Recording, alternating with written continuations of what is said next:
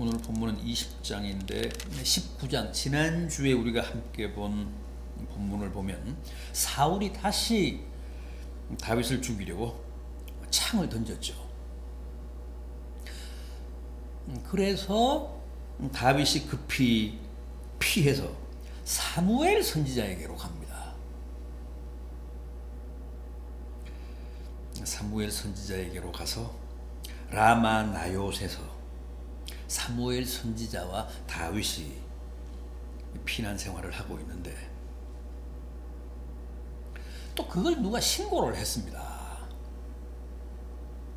다윗이 지금 라마 나요스에서 사무엘 선지자와 함께 생활합니다.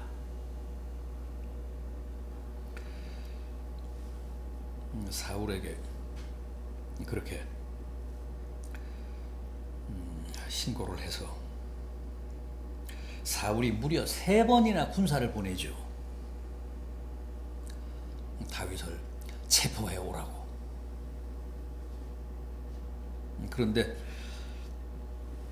군사들이 다윗을 체포하기 위해서 라마 나요스로 갈 때마다 여호와의 영이 역사했습니다. 그래서 그 군사들이 사무엘과 다윗 앞에서 선지자들처럼 하나님의 말씀을 예언하는 겁니다. 마치 방언이 갑자기 터지듯이 그 군사들, 다윗을 잡으러 간 군사들 입에서 하나님의 말씀이 막 쏟아졌습니다.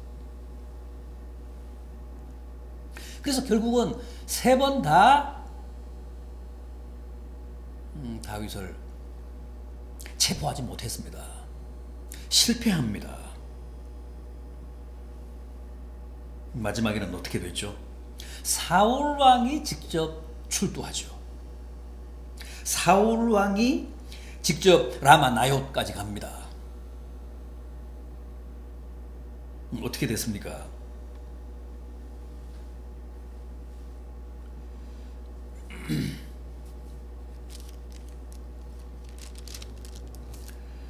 음, 23절을 보십시오. 19장 23절 말씀. 사울이 라마 나요스로 가니라. 하나님의 영이 그에게도 임하시니 그가 라마 나요스에 이르기까지 걸어가며 예언을 하였으며. 먼저 보냈던 다른 군사들처럼 사울 왕도 예외 없이 라마 나요스로 다윗을 잡으러 가며 그 입으로 하나님의 말씀을 예언했다는 겁니다.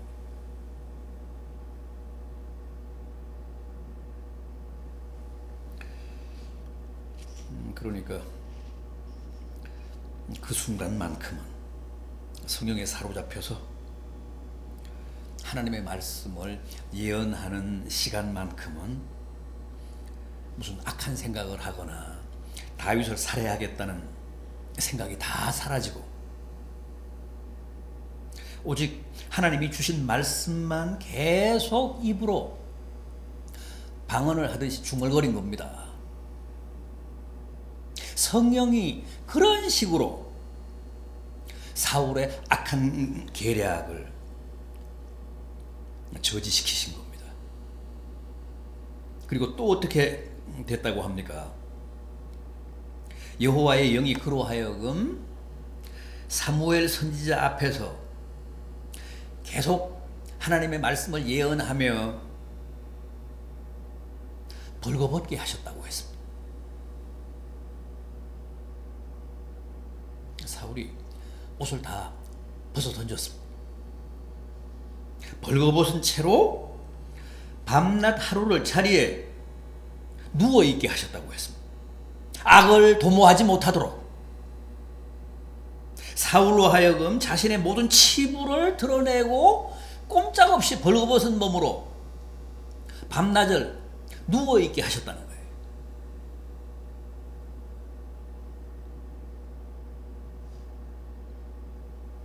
성령이 여호와의 영이 철저하게 사울 왕을 통제하신 겁니다. 보십시오. 몇 차례나 군사들을 보내고 마지막에는 자기가 직접 출두했지만 결국 다윗을 체포하거나 다윗을 살해하는 일은 실패하고 말았습니다. 본문 1절을 보면 사울이 그러는 사이에, 벌거벗고 누워있는 사이에 다윗은 그 라마 나요스에서 도망해서 누구를 만납니까? 사울왕의 맏아들인 요나단을 만납니다. 친구 요나단을 만납니다. 다윗이 요나단에게 뭐라고 합니까?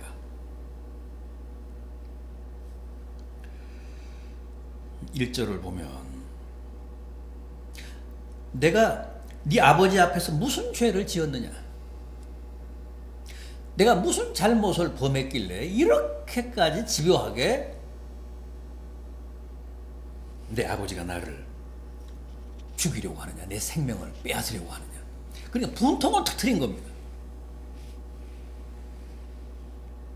요나단이 진심으로 다윗을 위로하며 2절을 보면 이렇게 말합니다. 결단코 아니라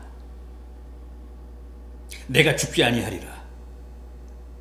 내 아버지께서 크고 작은 일을 내게 알리지 아니하고는 행하지 아니하나니 내 아버지께서 어찌하여 이 일을 내게 숨기리요.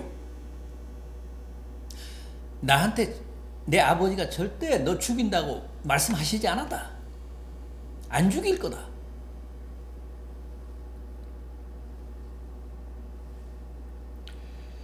그러나 다윗은 나와 죽음 사이가 불과 한 걸음뿐이라고 합니다. 따라서 자기로서는 더 이상 이제 왕궁으로 돌아갈 수 없다며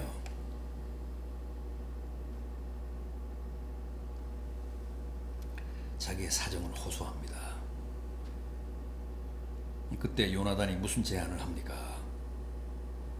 그러면 내가 궁으로 돌아가서 내 아버지의 동태와 뜻을 살펴서 정말 너를 죽이려는지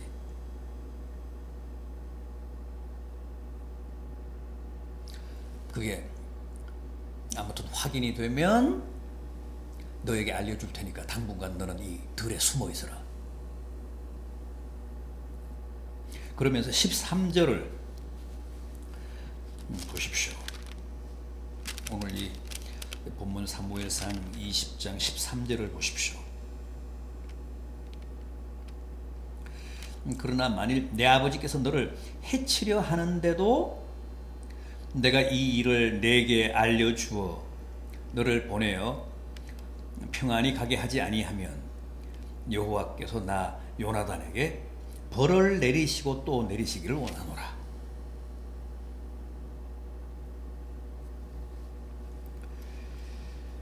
그리고 16절 이에 요나단이 다윗의 집과 언약하기를 여호와께서는 다윗의 대적들을 치실지어다. 다윗의 대적이 바로 자기 아버지인 걸 알면서도 여호와께서 다윗의 대적을 치실지라고 합니다. 이것은 이어지는 17절을 보면 요나단이 자기 생명을 사랑한 같이 다윗을 사랑했기 때문이라고 합니다. 요나단은 우리가 지난번에도 생각해 봤습니다만 정말 진심으로 다윗을 사랑했습니다. 자기 생명을 사랑함 같이 다윗을 사랑했다. 그렇다고 요나단의 그 사랑이 무슨 동성끼리 느끼는 연애 감정이었다는 얘기는 아닙니다. 다윗이 얼마나 정직하고 얼마나 다윗의 믿음이 대단하고 또 얼마나 다윗의 리더십이 뛰어나고 또 얼마나 다윗이 용감하고 또 다윗이 얼마나 감성적이어서 시를 잘 쓰고 악기를 잘 연주하는지 누구보다도 가까이에서 지켜봤기 때문에 요나단은 진심으로 그를 신뢰하고 존경하고 사랑했습니다.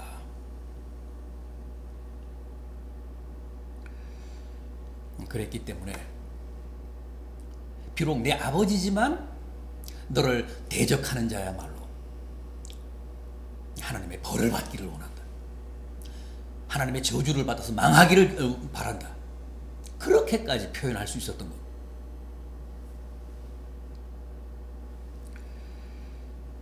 그런 후에 요나단 혼자 궁궐로 돌아가서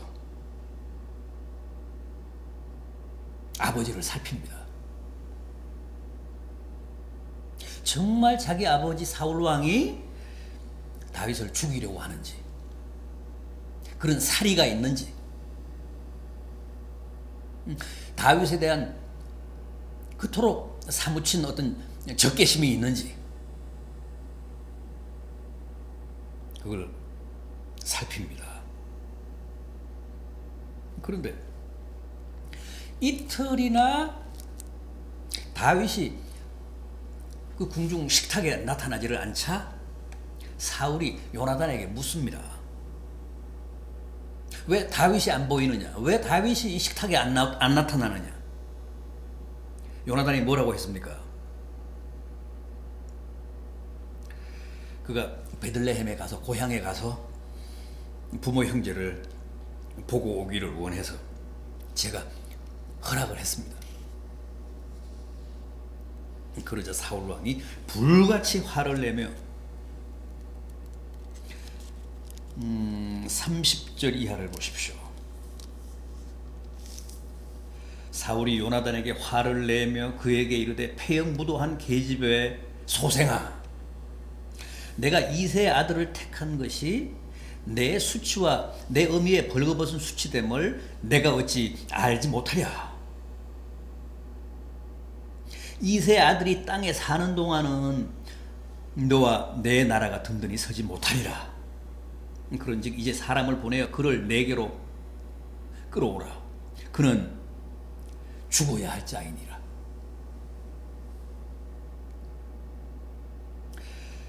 이어지는 32절 이하도 보십시오. 요나단이 그의 아버지 사울에게 대답하여 이르되 그가 죽을 일이 무엇이니이까? 무엇을 행하였나이까? 33절 사울이 요나단에게 단창을 던져 죽이려 한지라. 요나단이 그의 아버지가 다윗을 죽이기로 결심한 줄 알고.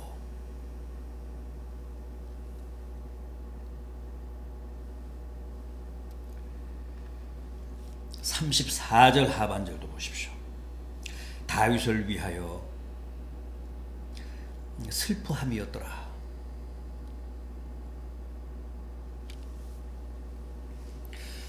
이제 다 확인이 됐습니다.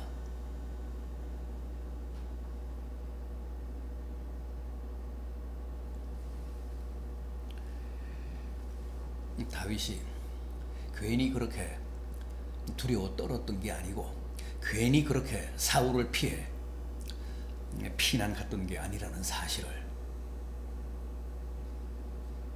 요나단이 확인했습니다. 불같이 화를 내던 사울 왕이 아들인 자기에게까지도 죽이려고 창을 던졌다고 하지 않습니까?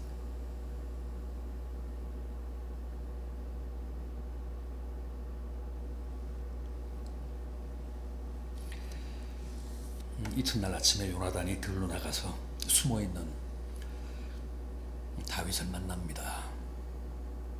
41절을 보십시오.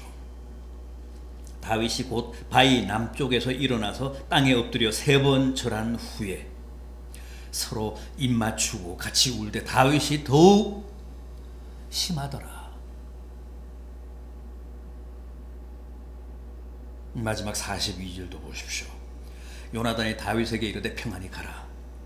우리 두 사람이 여호와의 이름으로 맹세하여 이르기를 여호와께서 영원히 나와 너 사이에 계시고 내 자손과 내 자손 사이에 계시리라 하였느니라 하니 다윗은 일어나 떠나고 요나단은 성읍으로 들어가니라.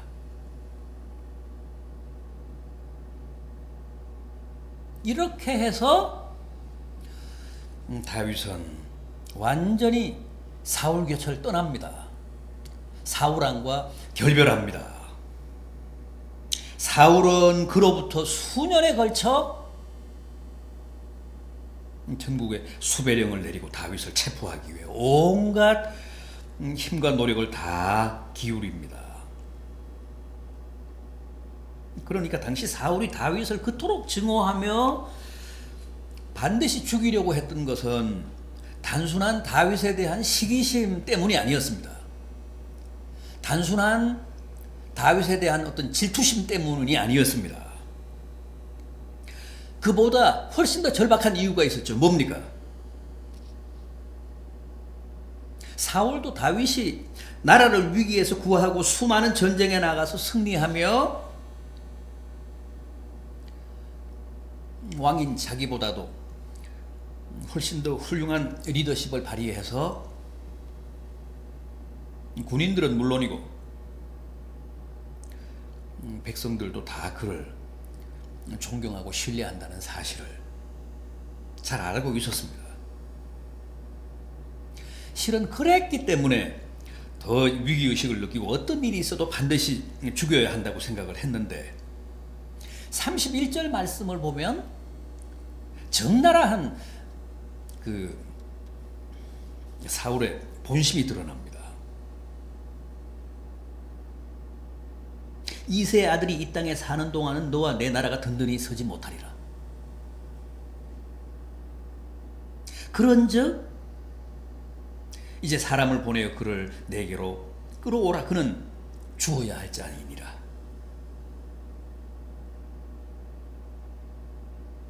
사울은 자기도 자기지만 더 큰 문제는 다윗이 살아있는 한 자기 권력을 자기 아들한테 세습하기는 틀렸다는 거죠.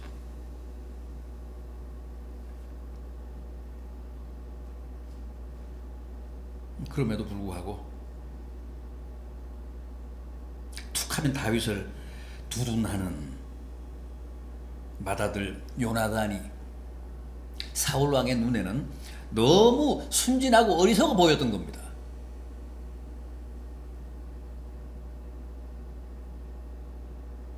그래서 무지막지하게 또 원색적으로 욕하며 책망하며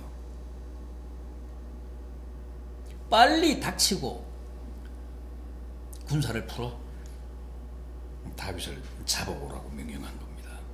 이러다가 놓치면 영영 그를 죽이지 못하게 되고 그러면 앞으로 자신의 권력을 요나단에게 세습하는데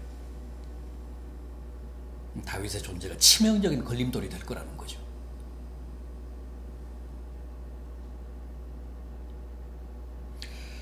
사울왕은 처음에는 순진하고 겸손했습니다만은 왕위에 오른 후에는 그러니까 권력을 맛본 다음에는 대단히 탐욕적이고 무자비한 사람으로 변했습니다.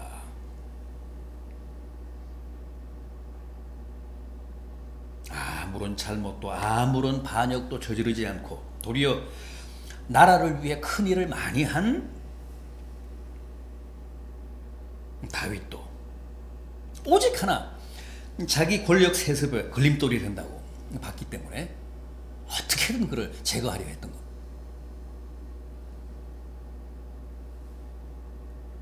이게 사실은 권력의 생리입니다. 누구나 한번 권력을 잡은 사람은 어떻게든 그걸 내놓지 않고 남에게 빼앗기지 않고 끝까지 자기가 지키려고 합니다. 그게 권력의 속성입니다. 그리고 그 권력을 누구에게도 빼앗기지 않고 지키기 위해 수단과 방법을 가리지 않습니다. 법이 있고 원칙이 있어도 권력을 쥔 사람은 그걸 교묘하게 자기 유리한 쪽으로만 적용을 하고 해석을 합니다.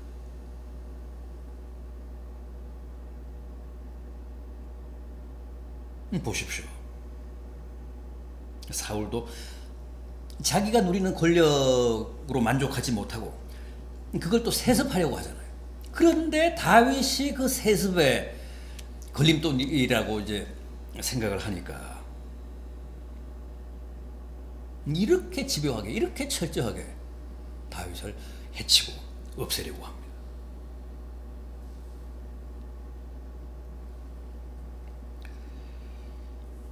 그래서 권력욕이 가장 무섭다고 하잖아요. 권력욕은 많은 희생을 부르기 때문에 그렇습니다. 그걸 쟁취하기 위해 모든 걸 동원하고 또 사람들을 줄 세우기 때문에 언제나 피비린내 나는 큰 싸움이 벌어집니다. 그런 권력의 생리는 주전 900년, 950년대의 사울 시대나 추후 2000년이 넘은 이 시대나 조금도 다를 바가 없습니다. 그 본질이나 속성은 꼭 같습니다. 그러나 보십시오. 사울의 그런 권력욕은 성공하지 못합니다. 결국 자신도 죽고 자신의 권력을 대물림하려고 했던 요나단도 죽습니다. 도리어 사울이 그토록 죽이려고 했던 다윗이 그 권력을 승계하잖아요. 무슨 얘기입니까? 한 나라의 권력의 향배는 인간의 노력이나 의지보다는 하나님의 뜻에 의해 결정된다는 거예요. 적어도 우리는 그렇게 믿습니다. 성경은 분명히 그렇게 말씀합니다. 로마서 13장 1절 말씀을 소개하면서 오늘 이 말씀을 마치도록 하겠습니다. 권세는 하나님으로부터 나지 않음이 없나니 모든 권세는 다 하나님께서 정하신 바라. 이게 로마서 13장 1절 말씀입니다.